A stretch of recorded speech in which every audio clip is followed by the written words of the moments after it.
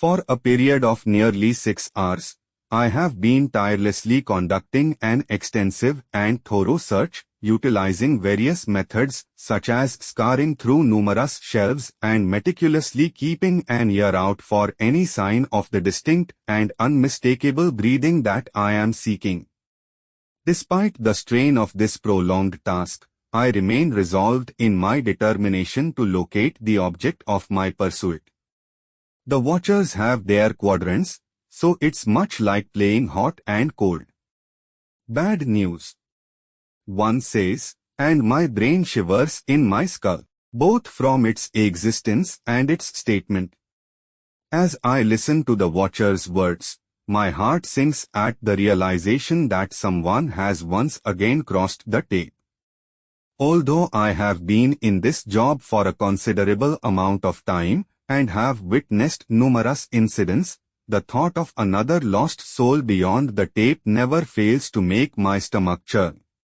The experience has imprinted itself deep within my psyche, and even though I can recollect every book on the shelf more vividly than my child's face, there isn't a day that goes by where I don't grieve for those who have lost themselves beyond the confines of our reality. As the watcher confirms the news, the weight of sorrow settles upon me, and I brace myself for the inevitable aftermath. As I stood before the watcher, I feel a sense of mystery and intrigue. The watcher stood there stoically, not uttering a single word, but somehow managing to generate an affirmative sensation within me. It was almost as if this silent being was communicating with me through an unspoken language. As I processed this strange encounter, I realized that I needed to backtrack to my desk for supplies. With a sense of gratitude in my heart, I thanked the watcher for this strange yet affecting experience. I knew that I couldn't leave this encounter behind without asking the watcher to send word ahead of my arrival. After all, who knew what other discoveries lay ahead on my journey? It has been quite a considerable amount of time since I last had to venture beyond the designated boundaries marked by the ubiquitous strip of tape. This also implies that it has been a considerable amount of time since I last ventured into the broom closet compartment. As I laid my eyes upon my trusty and reliable helmet, I couldn't help but notice the layers of dust accumulation that had formed around it. At first glance, it almost resembles one of those antique scuba diving suits from generations ago, showcasing a testament to its prolonged use in multiple different scenarios and situations. Despite its seemingly heavy and clunky appearance, it is notable that the helmet does not carry near as much weight as it might initially have seemed. The lamp is efficient and lights up the road ahead. It can also create a blinding effect on oncoming vehicles. As a result, its use must be moderated in heavy traffic areas or when other cars are present.